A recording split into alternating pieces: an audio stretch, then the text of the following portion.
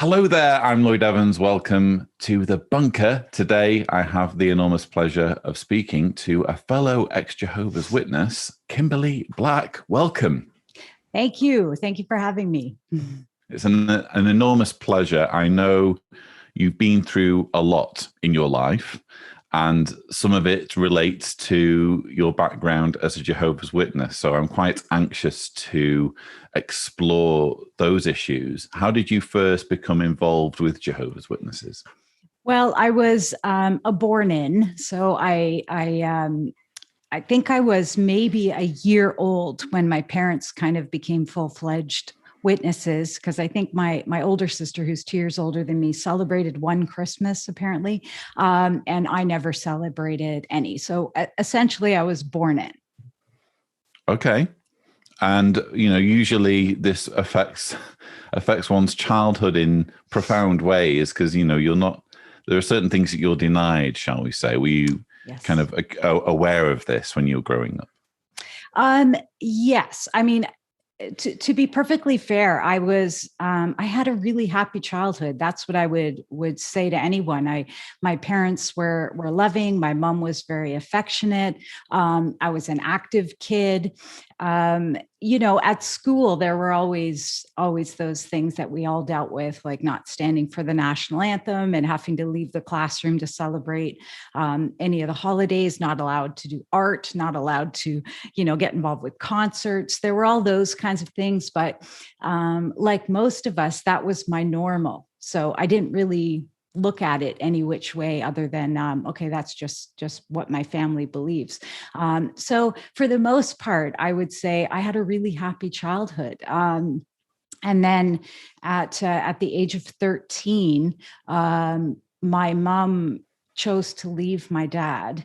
And there were four of us children. I was one of the second oldest of four children.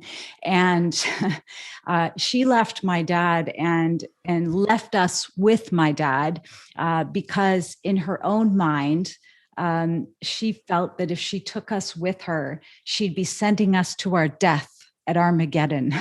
So she said, I don't want to be married to that man anymore. I don't want to be a part of this religion, but I don't want to be responsible for the deaths of my children. So she left us with our dad, and that took us down a whole different trajectory in life. And I guess my happy childhood kind of ended there. Oh, really? Well, that's interesting how your mother wanted out of the religion, but she still thought it was, quote unquote, the truth, because she felt that if you left as well, you'd die at Armageddon. So that kind of speaks to the depths of indoctrination that people experience. Absolutely. I still think she believes it. I think that she's homey, I guess you could say. So I think it really gets ingrained in you. And unless you investigate and research things, it stays there. Now, you said that it profoundly affected, the trajectory of your childhood. If I might ask, how is that so? Well, one thing my father and mother, they had been married, I think, for 15 years, and they were together since I think my mom was like 14 and my dad was 17. That's how young they were when they 14. Well, not got married, but that's when they met. So my family had a cottage, and my dad lived in the town where the cottage was. So my mom used to see him when they'd go to the cottage. Anyway, right. So they ended up getting married. Childhood sweethearts, I suppose you'd say. Sweethearts. 14 is still very young to be starting a relationship, but anyway, and I guess what ended up happening, which happened to a lot of women back then, is she got pregnant. So at 2 weeks before she turned 18, they got married. And so what I kind of learned as an adult was I totally understand why she felt the need to kind of explore her life in a different way. Anyways, so they, now I'm trying to remember what it was. Oh yes. Okay. So they were together 15 years, all of their adult life, basically. And then after she left, within 6 months, my dad got remarried. So you can imagine, as a 13-year-old, a sibling, 3 other siblings, trying to make sense of this new woman that moves into the family home with her son and immediately gets pregnant. And then my dad moves us across the city to start a new life. Like, everything in my life was disrupted.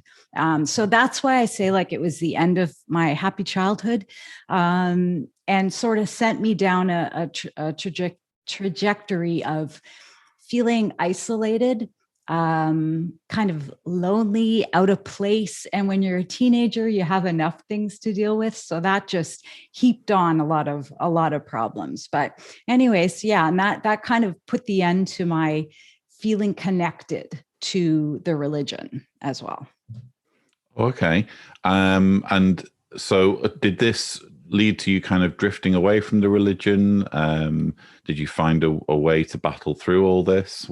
How did it resolve itself?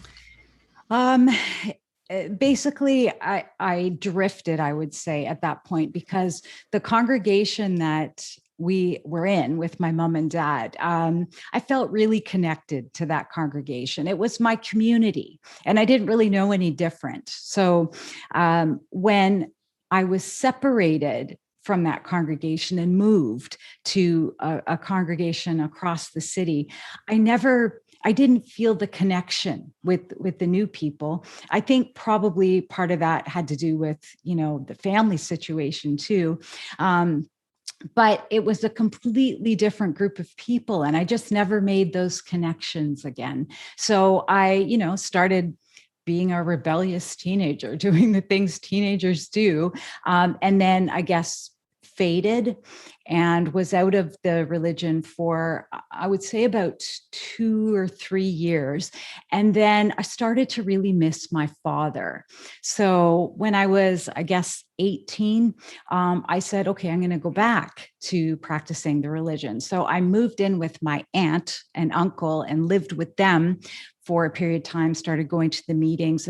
And so once I was a good example for the rest of my siblings again, I got moved back into my father's house. And then, got married at 20 years old, like a lot of young witnesses do, and started living the good life. I became a regular auxiliary pioneer, and then I became a regular pioneer, went to pioneer I think we school. actually have a photograph of your pioneer school. We can show it now if Tibor is gracious. Absolutely.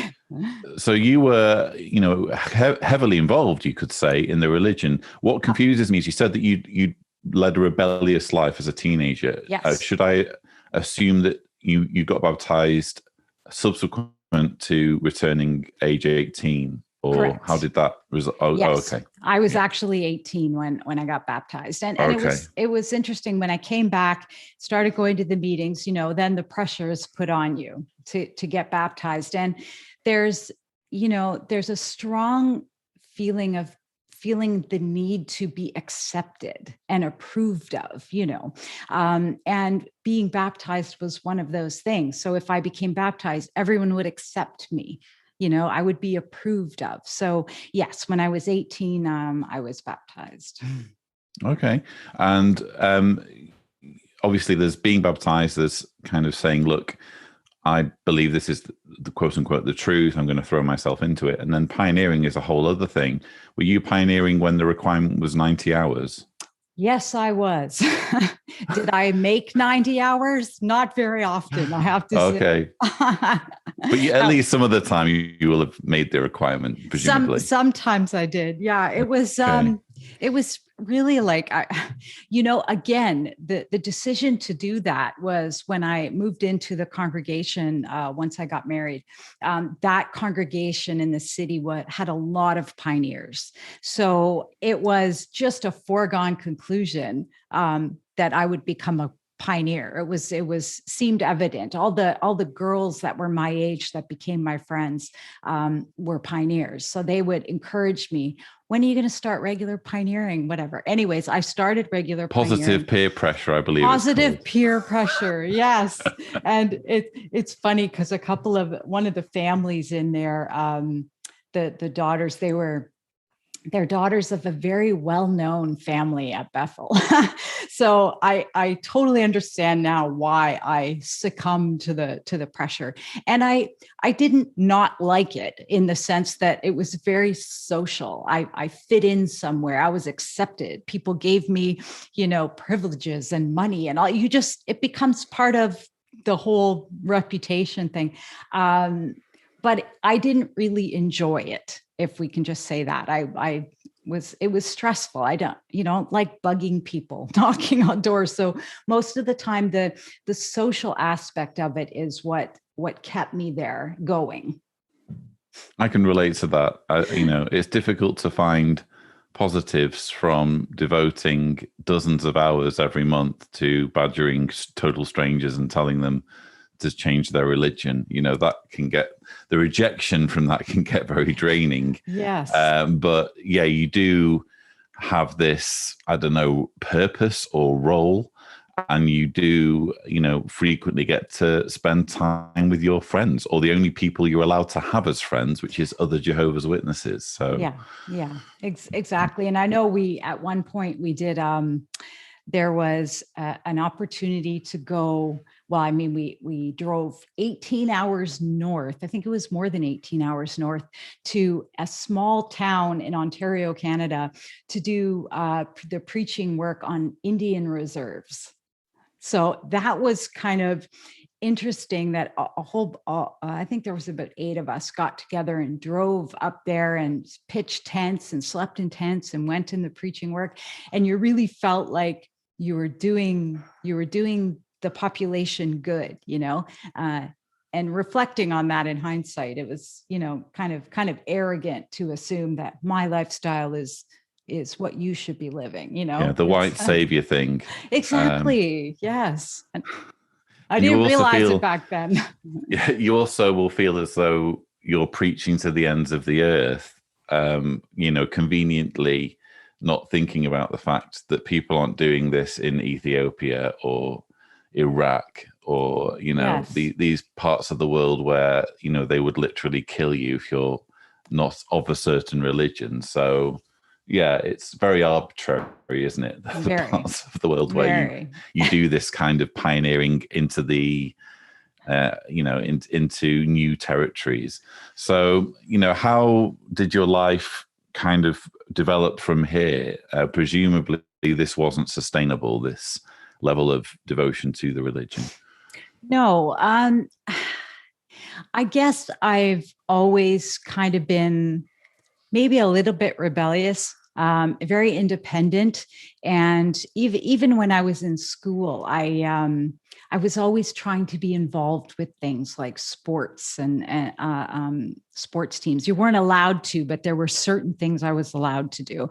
Anyway, so I picked up music when I was young, and played viola and guitar, and I ended up auditioning for an arts high school.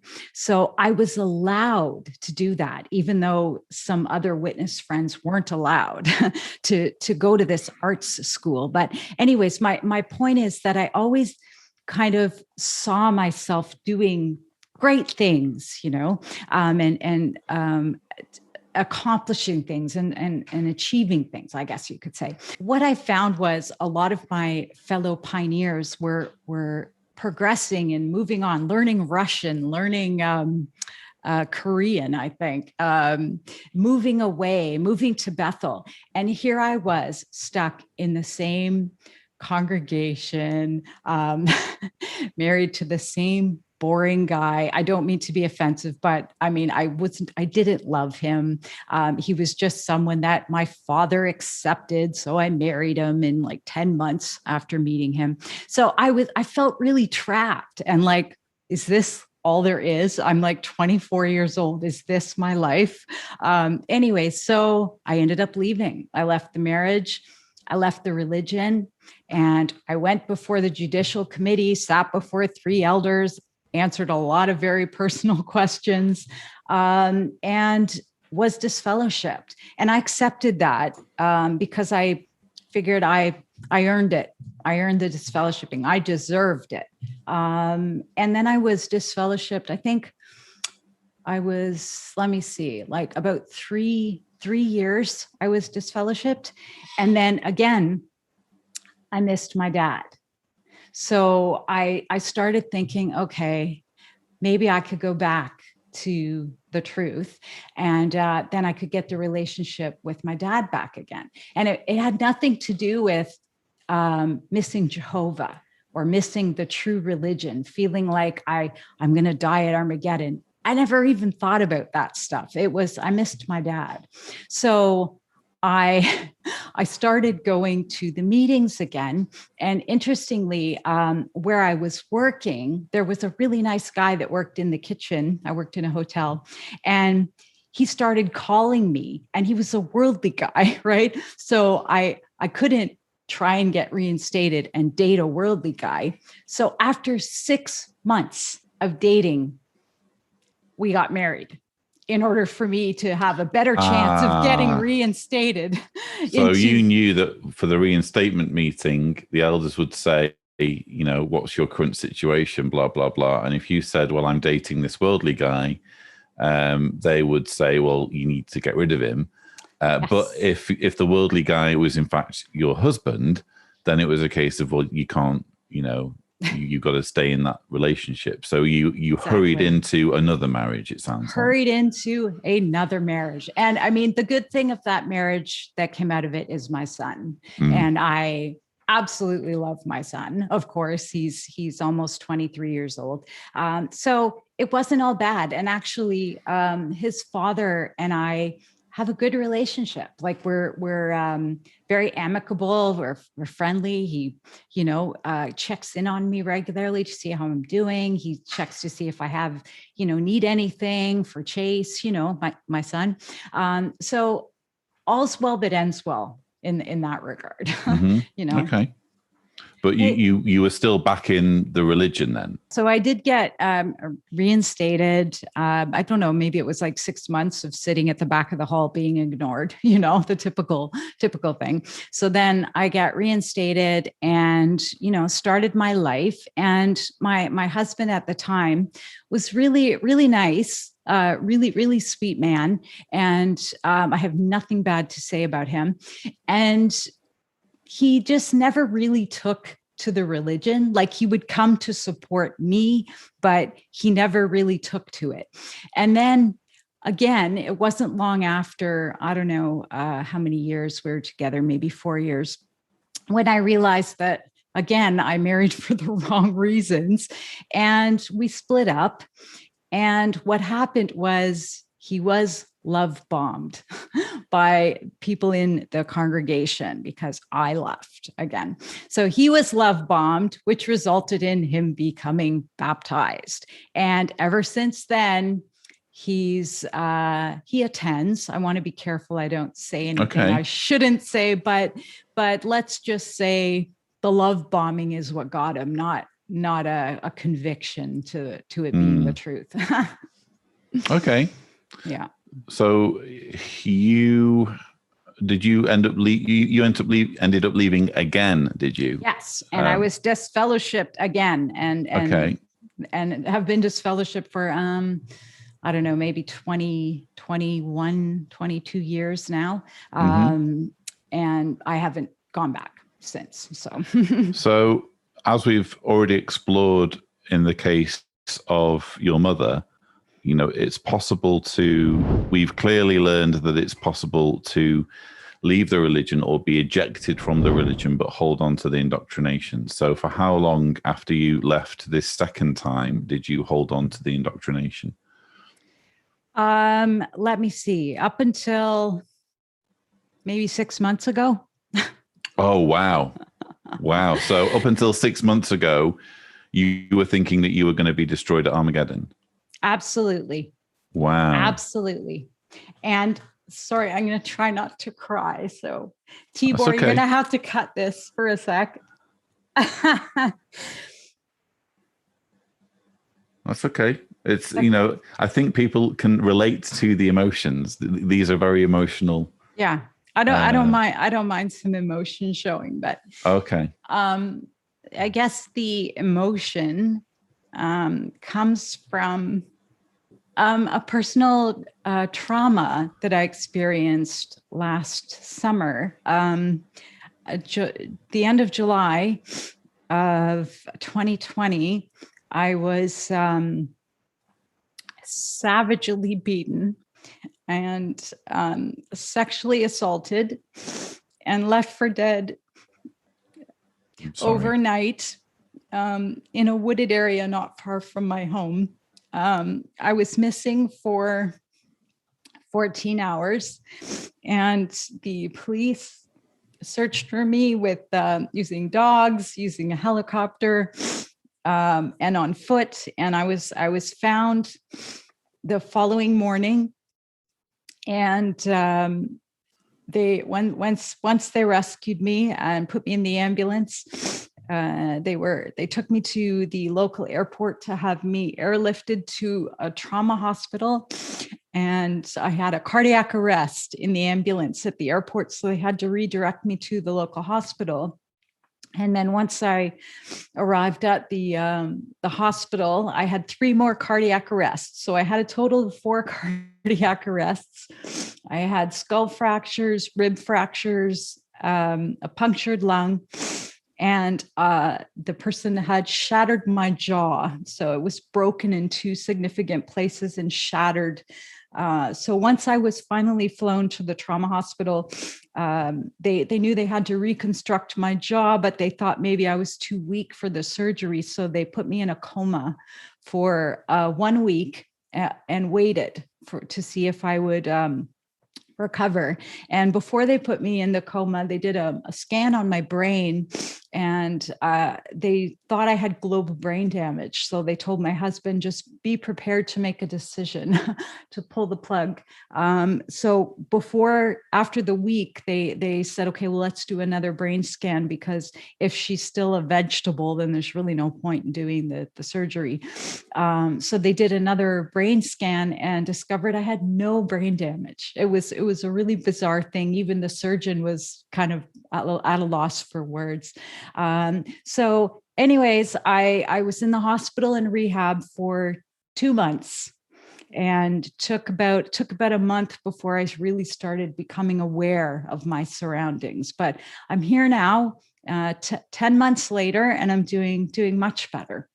Wow. Presumably, you know, with that sort of traumatic ordeal, you will have needed to call upon professional help and therapy to kind of process this horrendous experience that you've been through. Would that be?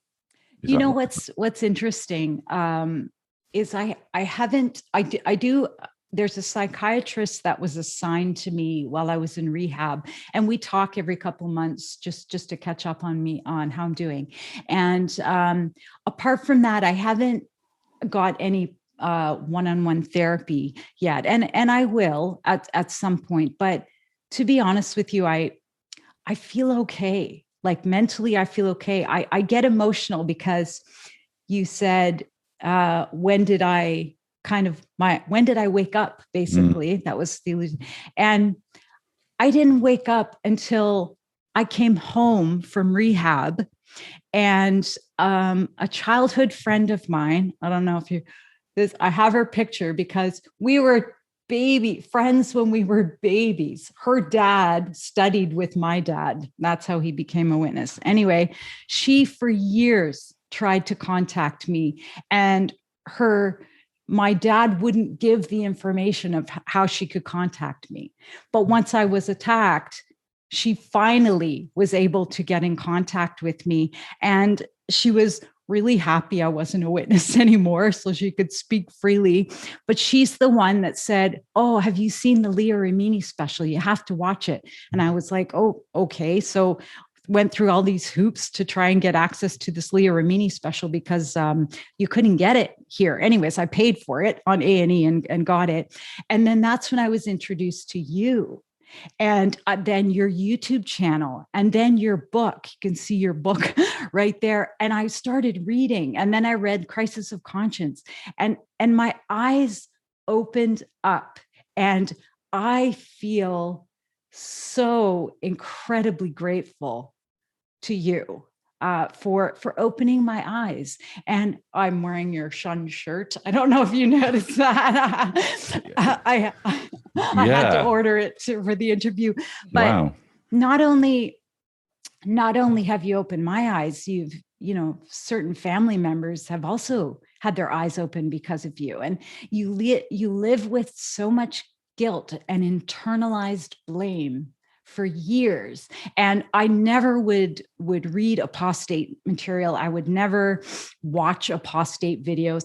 Now, to be honest with you, the word apostate's lost its power. It's like, come on. It's kind of ridiculous. But anyways, I think a lot of witnesses are like that. Their eyes remain shut because they're too afraid to research and learn things. And now all of the things I've learned, I'm quite frankly embarrassed to say that I was associated with the witnesses. Like, there's no redeeming, very little redeeming value in it. I'm obviously thrilled that my work has helped you. I just find it. I don't know how to process the fact that all of this basically came about through you suffering such a traumatic experience. I just wish that there was a way. It sounds like without that experience, you wouldn't have woken up, essentially. And so I wish there was a way for you to wake up that didn't involve that happening, Well, there's that it's interesting. I think I mentioned to you, like, witnesses would come to my door, even at the house I lived in when I came home from the attack. And I would be like, oh, I'm disfellowshipped, so you're not allowed to talk to me. I would actually give people permission to shun you. Yeah, because I internalized that. But part of the reason that I allowed myself the opportunity to research and really investigate things was because of my father. Is it okay if I talk about this now? Sure, yeah.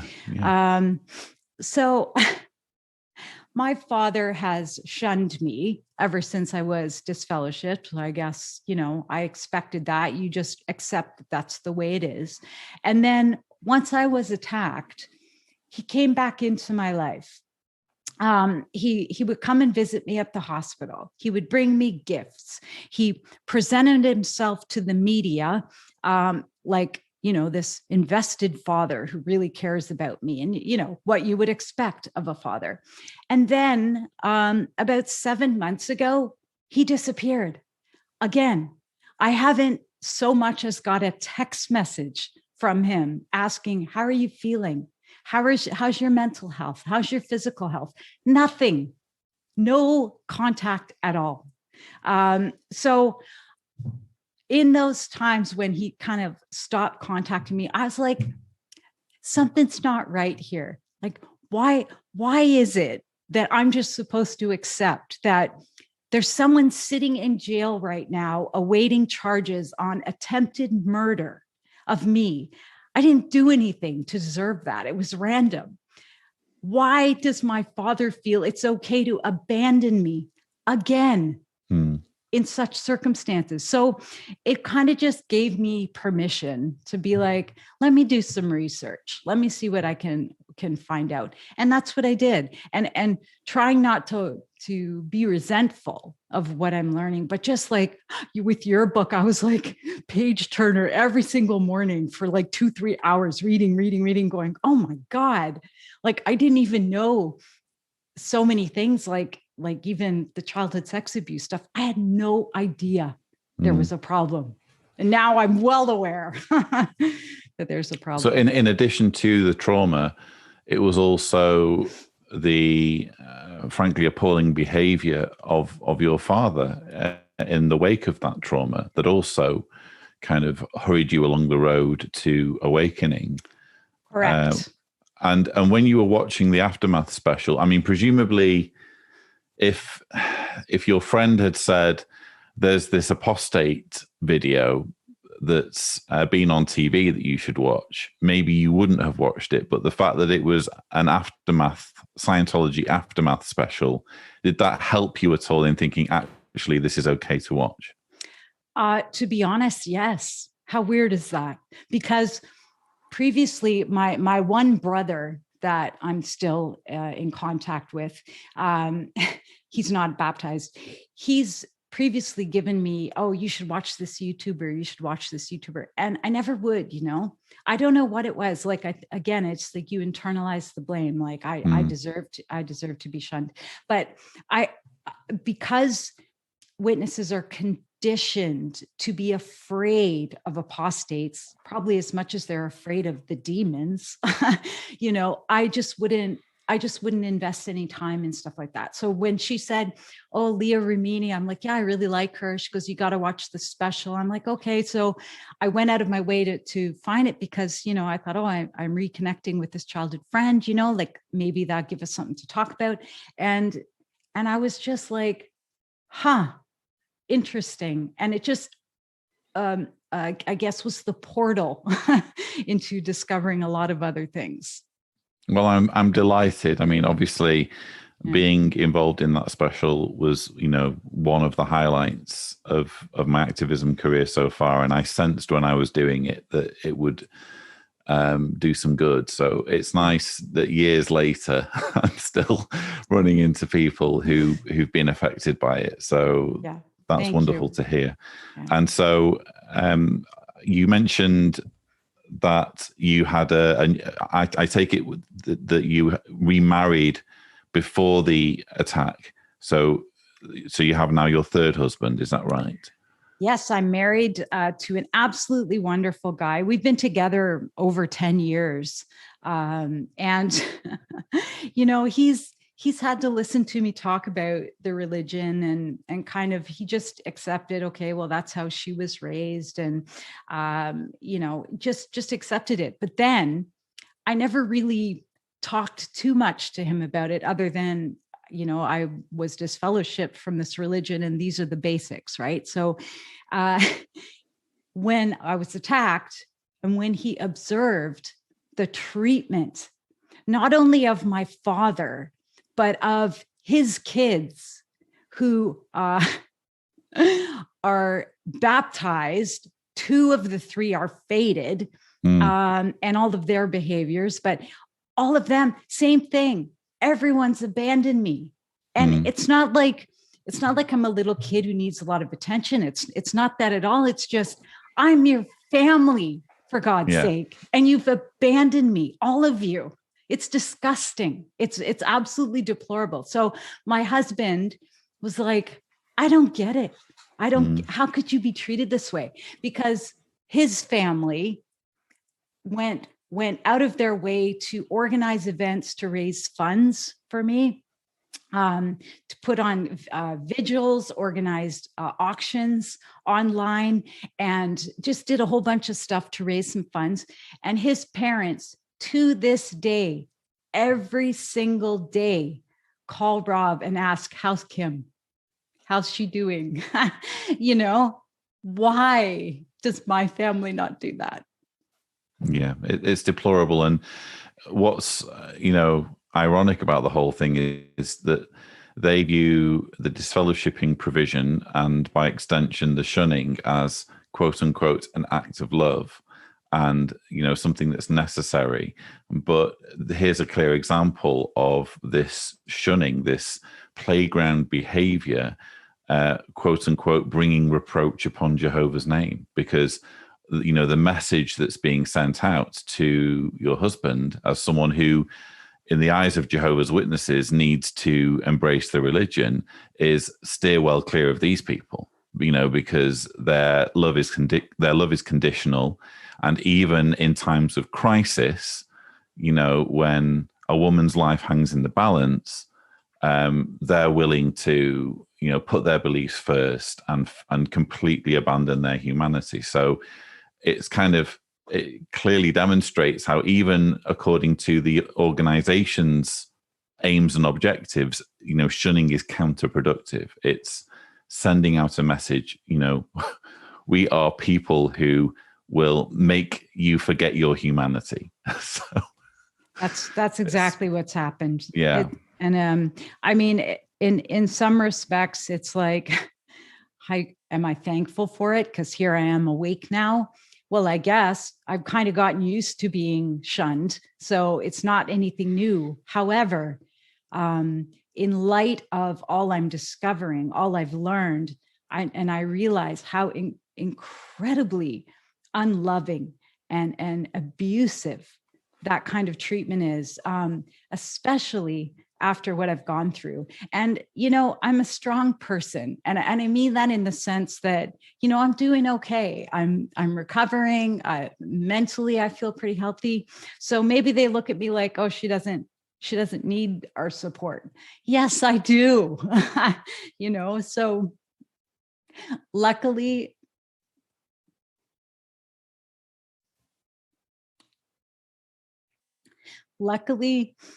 I have the support of my husband, his family, and a lot of really good friends. Yeah, that's fantastic. And wasn't there something about the GoFundMe that was set up in the wake of the attack, and a Jehovah's Witness withdrawing or asking for a refund or something? Yeah. Okay. It is comical. Yeah.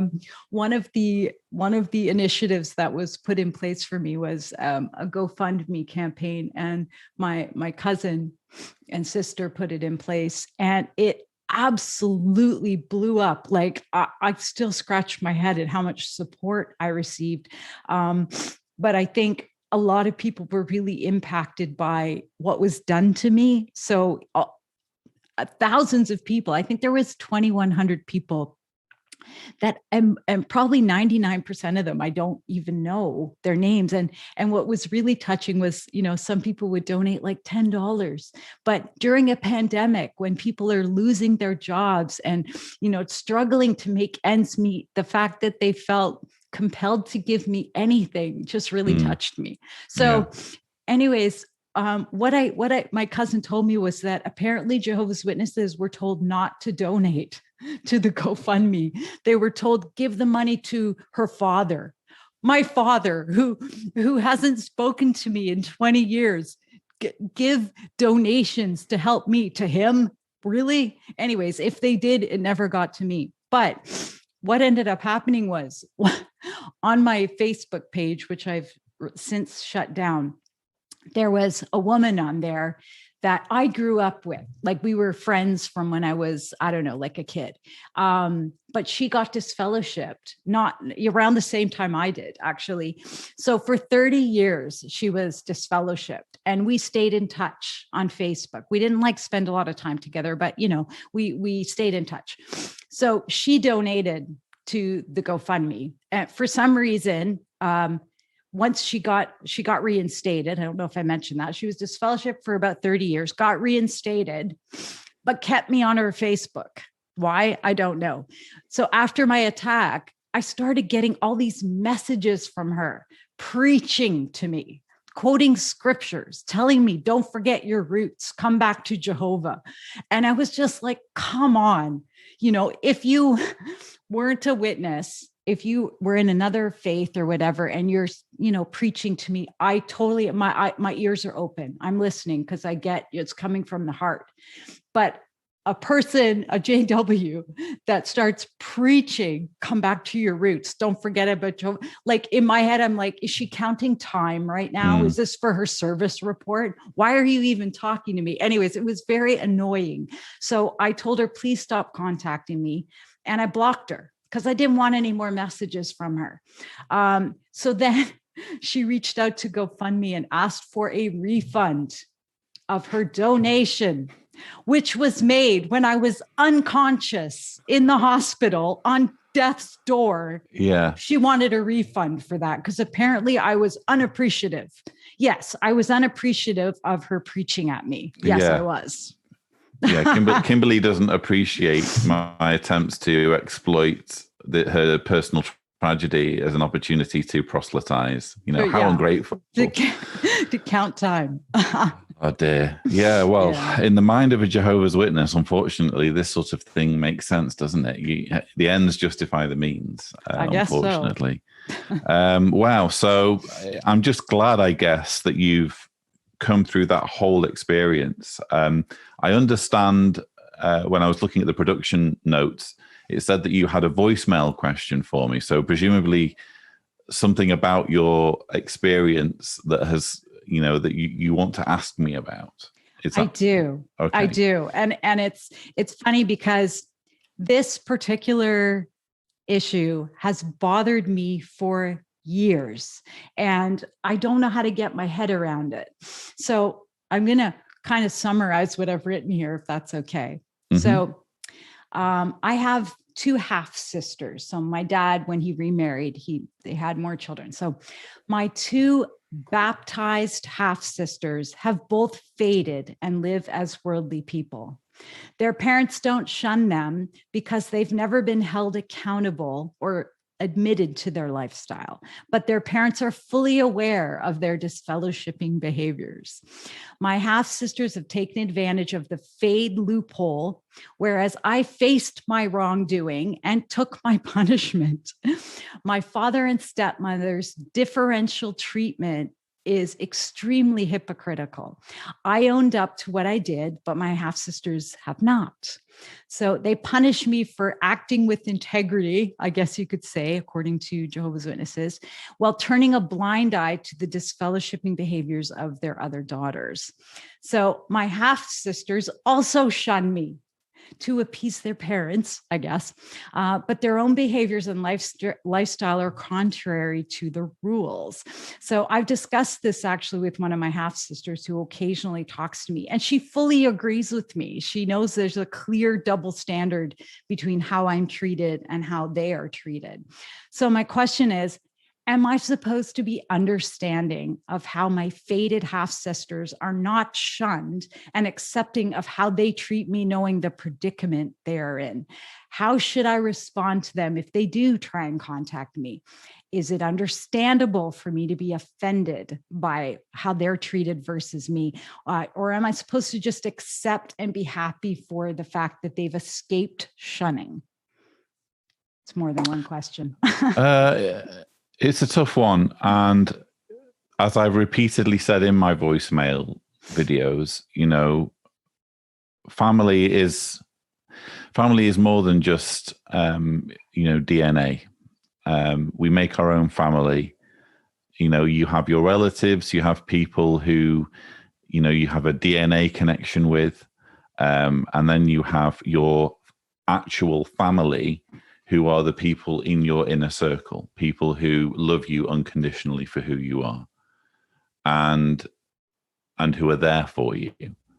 And if these half sisters aren't there for you, and for whatever reason aren't acknowledging you, then irrespective of all this kind of hypocrisy that's going on, that's almost like a second issue for me. The main issue is, are they there for you? Do they care about you? And part of being there for you and caring about you is kind of identifying the double issue and identifying the fact that it will be hurtful for you if they are living their lives in a way that, would get them disfellowshipped, but because of this loophole where they faded and they're not under the direct scrutiny of the elders, they're getting away with it. Well, if they cared about you, that would be a problem for them and they would quit doing that. So the whole kind of hypocrisy thing, again, it's kind of like for me, I would think of it as just like a byproduct of the main issue, which is that they are sisters to you in name only.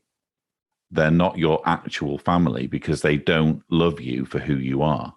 and they're not bothered about your feelings, or they're not interested in showing you basic compassion and solidarity. That would be the main issue if I were in your shoes. And we all have to navigate things, obviously.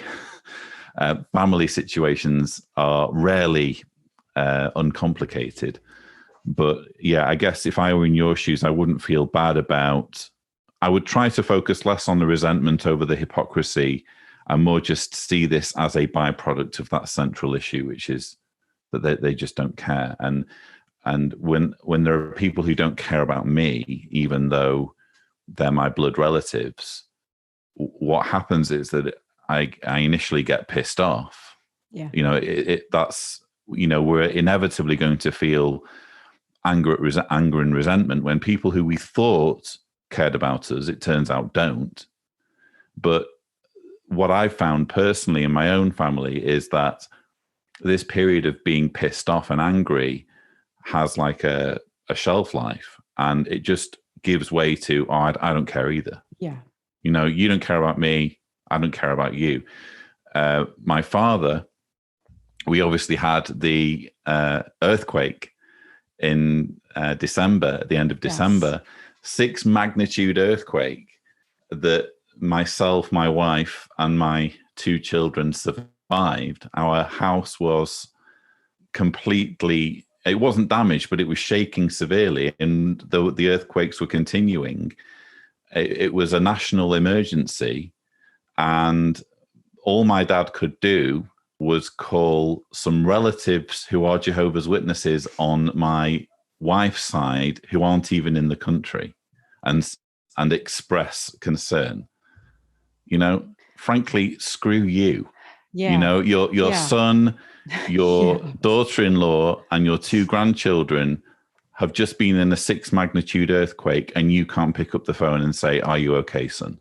Exactly. So it's one of those things where I would be more pissed off and more angry perhaps 5, 6, 7 years ago, when it was nearer to when we had a relationship. But the more years have gone by where he's not been in my life, it's more like, well, I'm annoyed. I'm sort of annoyed, but frankly, I just don't care anymore, And I think that that's kind of like a survival mechanism where, after a while, we become calloused towards people who are clearly undeserving of our emotional bandwidth, And that's good. I kind of hope that you reach that point with, again, relatives who are frankly just not deserving of your love and care. Does that make sense? I think that makes a lot of sense. And to that point, is it okay if I say? Sure. Yeah. Well, this is the beauty of doing the voicemail in this format. You get to answer back, which is fantastic.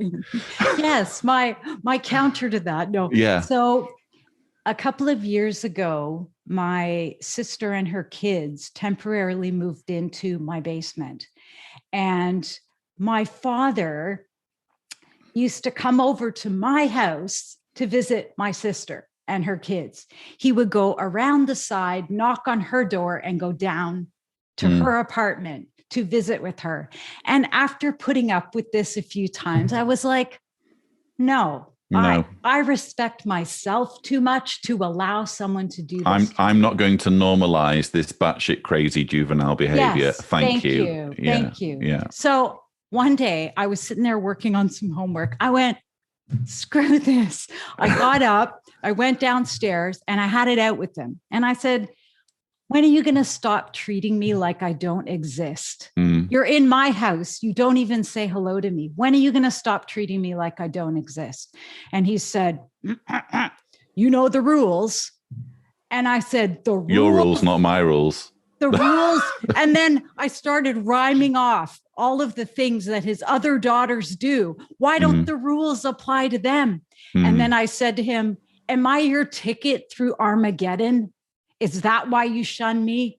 Oh, no comment. All of a sudden gets cold. Can't talk about JW stuff with a disfellowship person. So at that time, I said, no more. I just completely shut off. And I said, I kind of, to your point, at some point you have to say, you don't have a right to treat me this way. I respect myself too much to allow you to treat me that way. Goodbye. Yeah. No, I think that's fair. Yeah. You just, life is too short to enable and facilitate toxic behavior against you. That there are basic rules of family etiquette and treating people with basic dignity. And if they can't stick by those basic rules that you're willing to extend to them and will extend to them, you shouldn't have to put up with that. There's no rule that says that you should. No. So no, I think it's just a case of drawing a line under this. And I know it's easier said than done when it's your family, but you've got to kind of not hate yourself for protecting yourself, if that makes sense. Not hate yourself for standing up against that sort of behavior and saying, I won't allow this in my life. I've got this amount of years on this planet. There's zero amount of years I'm willing to spend being treated this particular way. Thank you very much. Yeah. So, yeah, I hope it's, if nothing else, there's some validation in my response. I don't know whether that's helpful. Yeah, no, absolutely. Yeah. And your answer to the voicemail question was bang on and helps. Like, at some point you have to stop allowing other people to treat you a certain way. And just sometimes you have to accept that people don't love you or they, so what? There's, I think the kind of disorienting thing about the whole situation, at least in my own life, and it probably applies to you as well, is I obviously recently did a video about remembering my mother. Yes. Because she died when I was 21. So that means that, my mother's not in my life, no fault of hers. She couldn't help dying. My dad's not in my life because he's shunning me. My sister's not in my life for complicated reasons, mostly to do with, I think religion. And so that means that when I look back on how my life was when I was 21, just before mum died, and how my life is now, my family is completely different. Yeah. What I thought of as family when I was 20 is completely different to what I think of as family now that I'm 41. Yeah. And that's weird. That's messed up. I don't think it should be that way, but it is. Yeah. And it's just a matter of thinking, well, worse things can happen to people. What about people who lose their homes in tsunamis and maybe their entire families, and they're the sole survivors? These sorts of things unfortunately happen, and it's just a matter of summoning that mental strength and realizing that what matters is that you have people in your life who care about you. Ultimately, I personally think, as someone who's no longer religious, that's what gives life meaning.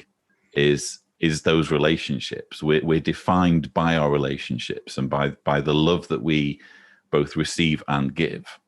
And so, as long as you have a family, even if it's a completely different family to the one you started out with, that's the main thing. And now you have a loving husband who, it sounds like, relates to your experience and understands your Jehovah's Witness background far more powerfully now that he's seen evidence of the hatred emanating from this cult firsthand. Yeah, I would 100% agree with you there. Being someone on the outside, him looking in and seeing how could this appeal to anyone, especially knowing how his family is, and how his family have treated me with the love and kind of concern. And it's like, okay, so maybe that is what family's about, because it can be really confusing. It can be like, okay, well, maybe family isn't what I thought it was, right? So if you're a Jehovah's Witness and your family is all over the place, like some are shunning, some are living double lives, like it's just a big mess, right? It's confusing, right? Like, where do I actually belong? So having him and his family and his very, I call it his white picket fence lifestyle. His upbringing was very white picket fence, no problems. That does exist, and that can be had, and I can benefit from his stability, if that makes any sense. So I do benefit from it a lot. Wonderful. He's your anchor to normality. Yes, exactly. And it's nice as well, might I add, that he is engaged with you and understanding and empathetic regarding your Jehovah's Witness background, because I can think of instances that I've come across where the partner is taking the position, well, why don't you just move on from all that? Do you have to keep talking about that? Now that now that you know that it's not true, why are you watching videos and blah blah blah? And I think it's easy to kind of understand that position until if you don't know the damage, and if you don't know how traumatizing the Jehovah's Witness experience is. When you've been through a traumatizing experience, you need to debrief at your own pace, and sometimes that can take years or even decades. And it's interesting, the video that you posted about it a couple of months ago, I guess, I remember watching it and I shared it with my husband, and I said, you need to watch this, because yes, I think sometimes there's like, oh, why are you listening to that again? Doesn't it just depress you? It's like, okay, well, yeah, it's a bit depressing, but I need it. I need to hear, I need to know I'm not alone. Right. So he gets it. Good. He gets it. Good. Wonderful. Well, Kimberley, it's been very inspiring to hear your story. I think you're an incredibly strong woman and resilient, and I've learned a lot from absorbing, your experience and seeing how well-rounded you've emerged amazingly, despite everything that's happened to you. If anyone is watching this video who's been through a similar experience or might be going through a similar experience, perhaps they're still in, perhaps they are out, but they're still holding on to the indoctrination, what would your message be?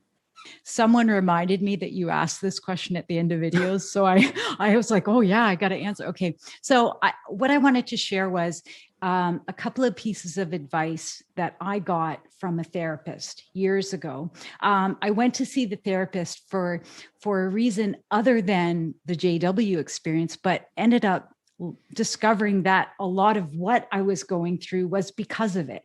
And it centered around my father's abandonment. So what the therapist said to me was, there's two sides of you. There's Kim the child, and there's Kim the woman. When you're around your father, you want to be Kim the child, that parent-pleasing child. Be conscious to become Kim the woman, even if you don't feel like it. In that moment, say, I'm going to be Kim the woman, and that it's okay to have different beliefs and different thoughts and feelings from your parent. Just take ownership for that and do it.